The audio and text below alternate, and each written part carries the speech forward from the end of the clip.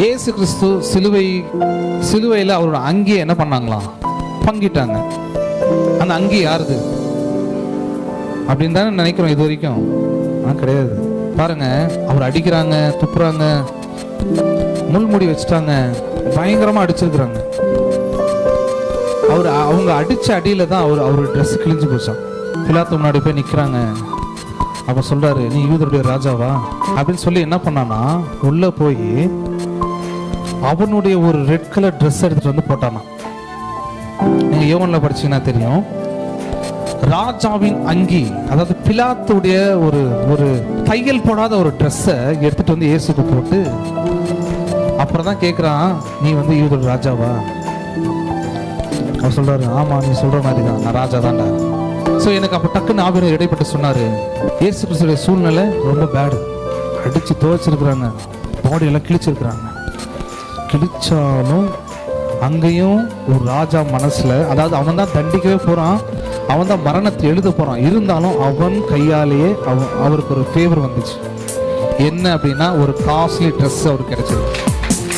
So இன்றைக்கு நான் உங்கள் ஒவ்வொருத்தருடைய தலைமையிலே பேசுறேன், God's favor வருவதாக.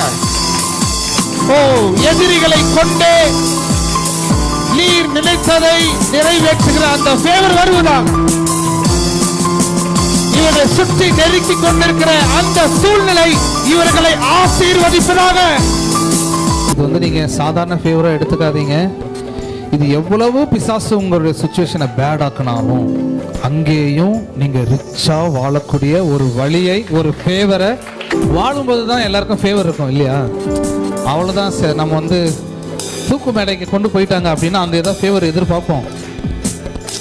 சான்ஸே இல்லை. வந்துட்டோம், கயிறு பறைய முன்னாடி தான் தொங்குது, இன்னும் 5 நிமிஷத்துல மறுகையா அப்படின்னு இருப்பாங்க. அப்போ அவங்க ஃபுல் எல்லா நம்பிக்கையும் இழந்து போயிருப்பாங்க.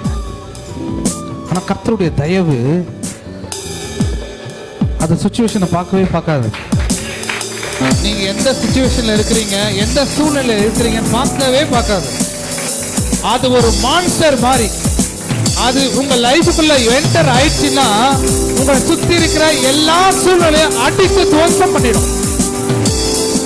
எந்த சூழ்நிலையும் கர்த்தருடைய ஃபேவருக்கு எதிர்த்து நிற்பது இல்லை.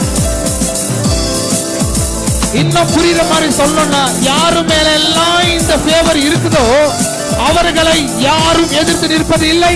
அவர்களை பிசாசு எதிர்த்து நிற்பது இல்லை. அவர்களை ஏழ்மை எதிர்த்து நிற்பது இல்லை. சமாதான குறைச்சல் எதிர்த்து நிற்பது இல்லை. மரணம் எதிர்த்து நிற்பது இல்லை.